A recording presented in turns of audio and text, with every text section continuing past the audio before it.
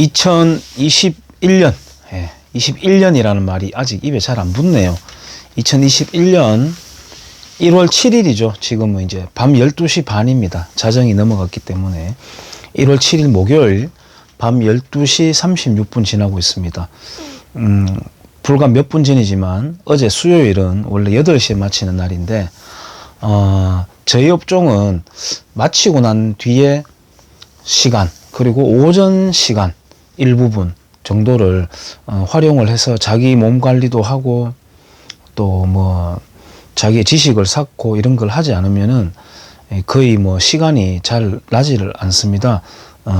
나머지 시간에는 또 사람들 가르치는 나고 시간 다 보내기 때문에 오전과 이렇게 야간 시간을 활용을 꼭 해야만 되는 업종이에요.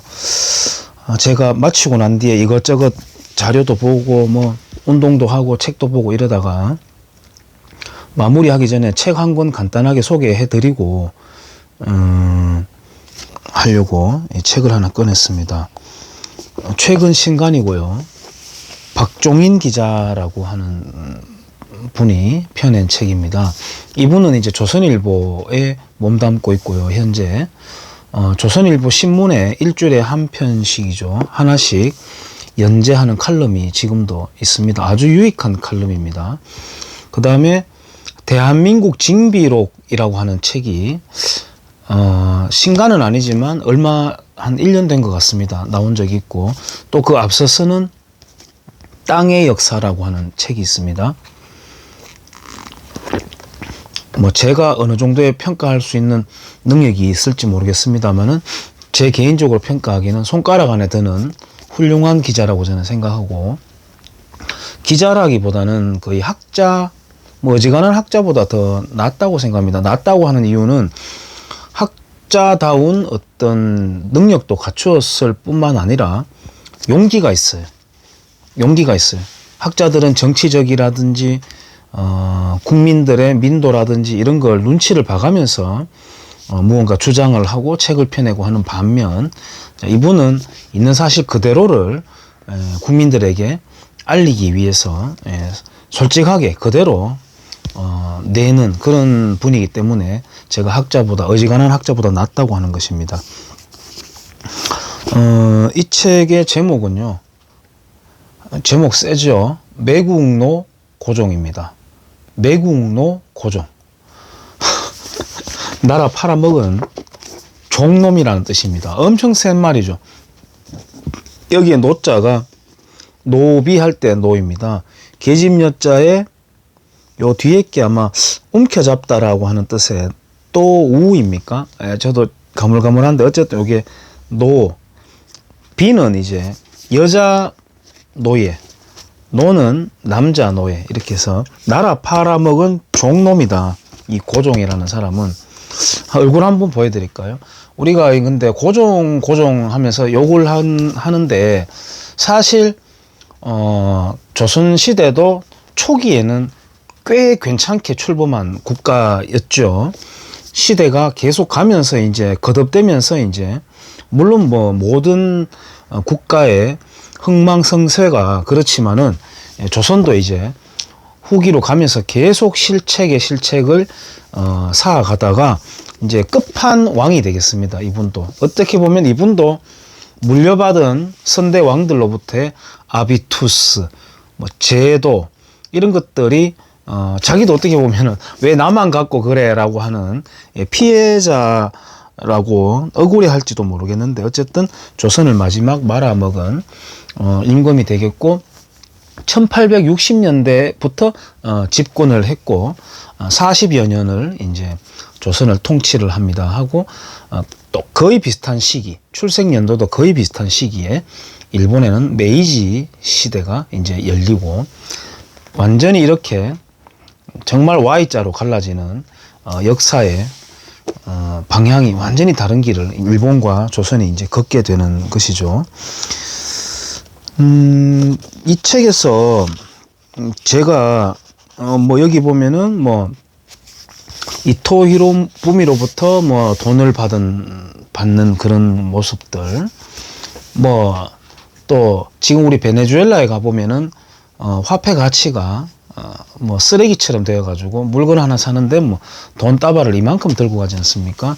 예, 조선의 마지막 풍경에서도 엽전이라고 하는 그 돈 정말 술에 싣고 다닐 만큼 그렇게 돈의 값어치가 떨어지게 되고 그런 여러 가지 이야기들이 사진과 곁들여 가지고요 재밌게 잘 나와 있습니다. 그래서 이 책은 시골사부가 좀 추천해서 꼭 읽어봤으면 하는 책에 속한다고 볼 수 있습니다. 여기에서 보면은 정말 충격을 주는 내용이 있습니다. 저도 몰랐어요.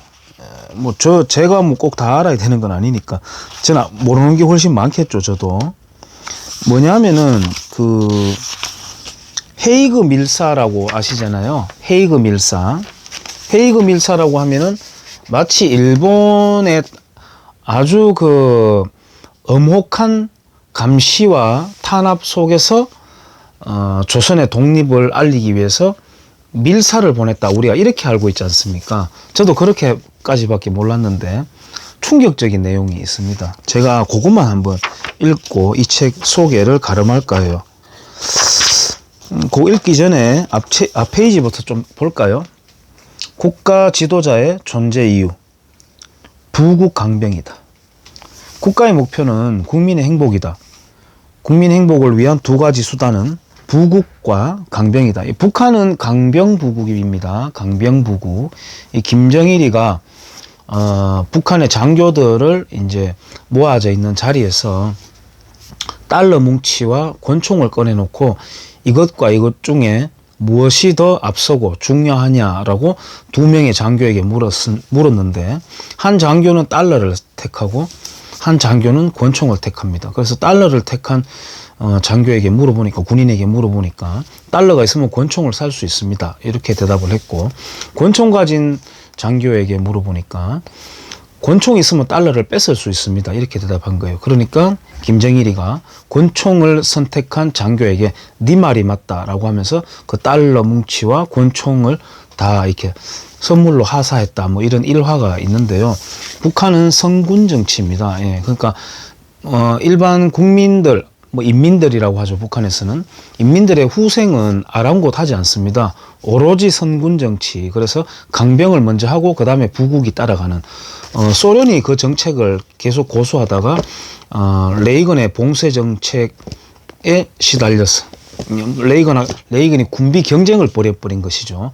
그러니까 소련이 따라갈 수가 없는 겁니다. 인공위성까지 쏘아 올릴 수 있는 그 첨단 기술을 갖고 있는 국가가 이제 우르르 무너져 내리는 건데 어쨌든 이 책에서는 이제 국민 행복을 위한 두 가지 수단은 부국과 강병이다. 그게 국가의 존재 이유다. 국부를 정강함으로써 국민의 삶의 질을 높인다. 국가가 독점한 폭력을 사용해 국민으로부터 위험으로부터 국민을 보호한다. 예, 국가는 폭력을 독점하는 집단입니다. 다른 수단은 부차적이다. 이 두 가지 수단을 비효율적으로 사용하거나 잘못 사용하면 국가는 존립할 가치가 없다. 그 국가는 잘못된 국가다. 조선은 국가였나? 고종은 그 국가의 지도자였나? 부국을 하는 대신 자기 금고를 채웠고 강병을 하는 대신 강병에 투입할 국가 자원을 개인 호기심과 탐욕을 채우는 데 소모했다. 그렇다면 다른 친일 매국노들은 무엇인가? 헤이그 밀사는 무엇이고 상해 독일은행에 예치했던 독립운동을 위한 비자금은 무엇인가? 우리가 역사 교과서에서 배웠고 여러 책들과 TV 프로그램에서 찬양하는 그 영웅적 미담은 다 무엇인가?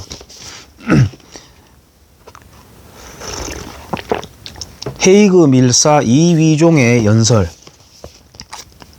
1907년 고종은 이상설을 대표로 네덜란드 헤이그에서 열리는 만국평화회의에 밀사를 파견했다. 밀사단은 이상설과 이준, 이위종이었다. 소위 을사보호조약 혹은 을사늑약에 의해 대한제국 외교권은 일본에 넘어간 상태였다. 고종은 그 조약이 부당함을 세계 만방에 알리고 독립을 호소하기 위해 이들 세 사람을 파견했다. 1907년 4월 20일자 고종 서명이 날인된 신임장을 들고 이들은 기차로 배로 걸어서 도착한 지구 반대편 도시에서 을사조약이 부당함을 만방에 알렸다. 대표는 이상설이었다. 조금 생략하고요. 연설문 제목은 한국을 위한 호소문이다. 한번 읽어보겠습니다. 일본 정치가들은 늘 일본이 일본만이 아니라 모든 문명과 모든 국가의 상업적 이익을 위해 싸우고 있다고 주장했다. 중략. 하지만 놀랍고 슬프게도 일본은 정의롭고 평등한 기회를 보장한다는 구호와 달리 추하고 불의하며 비인도적이고 이기적인 야만스러운 행동을 보였고 지금도 그러하다. 일본을 비판합니다. 헤이그 밀사는 바로 내용이었고요. 책 내용입니다. 헤이그 밀사는 바로 이 일본의 야만성을 고발하기 위해 네덜란드로 간 밀사들이었다. 그런데 이위종이 한 이 연설 첫머리는 우리 민족주의적 상식과 많이 다르다. 위 인용문 가운데 중략으로 가려진 부분을 열어보자. 중략되어 있는 부분을 열어보자. 내용 읽어보겠습니다. 잔인한 지난 정권의 학정과 부패에 질려있던 우리 한국인은 일본인을 희망과 공감으로 맞이했다. 두둥. 충격적이죠. 다시 한번 읽어볼까요? 잔인한 지난 정권의 학정과 부패에 질려있던 우리 한국인은 일본인을 희망과 공감으로 맞이했다. 우리는 일본이 부패한 관리들에게 엄격한 잣대를 적용해 만민에게 정의를 구현하며 정부에 솔직한 충고를 해주리라고 믿었다. 우리는 일본이 그 기회를 활용해 한국인에게 필요한 개혁을 하리라고 믿었다. 쭉 내려오다가요. 어쨌든 이위종은 지난 정권의 학정을 고발했다는 거죠. 한나라 황제가 자기 비자금과 파견한 밀사 입에서 그 황제가 다스린 나라가 엉망진창이었다는 말이 스스럼 없이 튀어나왔다. 정말 고종은, 정말 그가 만든 대한제국은 민족 독립을 위해 투쟁한 선하고 가련한 황제였고 가여운 정권인가? 왜 우리는 이 대목을 모르고 있었는가? 이 문장은 고종이 자주 독립을 염원하는 개혁군주였다는 허황된 신화를 깨뜨릴 수 있는 사실, 즉 팩트였기 때문이다. 헤이그 밀사들이 고종 정권을 맹비판했다는 사실이 알려지면 그 신화가, 우리는 신화를 배운 거예요. 가짜 역사를. 그 신화가 붕괴되기에 고종 맹신자들은 이 문장을 아주 쉽게 삭제해버리고 선택적으로 인용해버린다. 고종의 맹신자들 뿐만이 아니고 지금 일반적인 학자 대부분이라고 해야 되겠고요. 왜 우리는 조선을 비판하지 않을까? 이런 의문을 항상 우리가 가지지 않습니까? 나라가 망했는데, 전쟁 한번 쳐보지도 않고 나라가 망했는데 쳐들어온 사람만 악당이고 집권하고 있던 위정자들은 왜 우리가 비판하지 않는가 의문이었잖아요. 지금 보면 대한민국 건국을 부정하는 남한의 학자들 중에 1919년 건국설을 주장하기도 하죠. 그러다가 2년 전인가요? 촌극이 벌어졌습니다. 그걸 북괴 정권이 싫어하는 겁니다. 그 주장을. 그러면 임시정부에 대한민국의 정통성이 있다 치더라도 임시정부의 대통령은 누굽니까? 초대 대통령이 이승만 아닙니까? 그렇게 되면은 백정혈통, 그들을 표현식으로 하면은 백두혈통이 대한민국의 헤게모니, 정통성이 있다. 그람시 용어죠. 헤게모니는 그 정통성이 있다고 하는 자기들의 주장하고 상반되지 않습니까? 그러니까 남한 학자들이 부랴부랴 1919년 건국 태동설을 다시 부정하기 시작하는 그 북괴 눈치를 보고 촌극이 벌어져 버렸죠.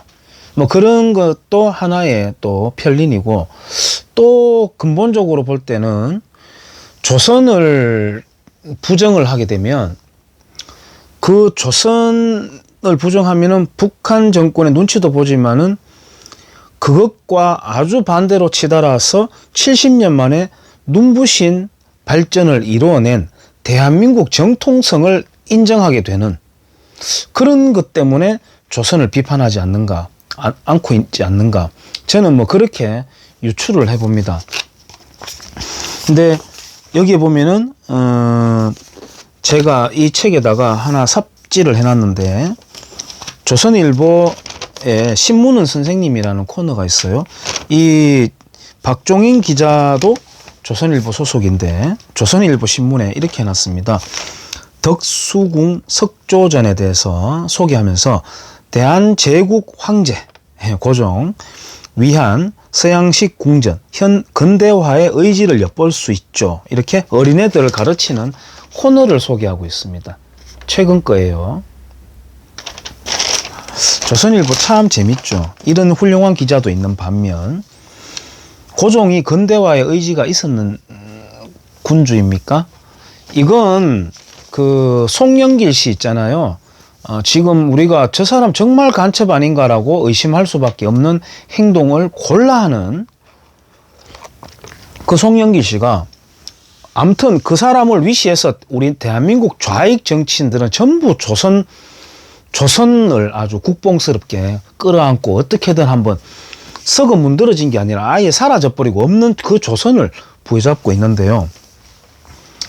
대체로 그렇습니다. 좌익적인 세계관을 가진 사람들, 아직까지 성리학, 송시열, 이런 거 공부하고 다 그렇거든요.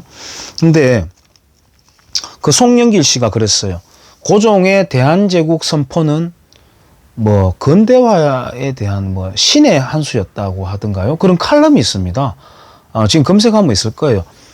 고종의 대한제국 선포는 신의 한 수였다인가요? 송영길 씨가. 기가 찹니다. 그거 읽어보면. 조선은 끝으로 갈수록 왕실의 가산제 국가였죠. 다 마지막에는 모든 걸 자기가 다 관리하게 되는데요. 그걸 좀 더 체계적으로 착취적인 제도를 좀 더 체계적으로 만들어버린 게 대한제국이라고 하는 허명입니다. 근데 그걸 가지고 그렇게 또 빨아대거든요. 이 책에서 조선일보 기자가 매국노라고 여면이 이렇게 정말 냉혹하게 비판하고 있음에도 아직도 조선일보에서는 근대화 의지를 엿볼 수 있었다. 이따오로 또 어린애들을 가르치는 똥볼을 차고 있습니다. 헤이그 밀사에 대한 코너만 읽어드렸습니다. 한번 이 책 시간 날 때 주말에 보면 잘 읽힐 겁니다. 잡지책처럼 어렵지 않고 잘 읽힐 거라고 생각됩니다. 한번 보도록 하시는 게 좋겠습니다. 예, 여기까지 하겠습니다. 감사합니다.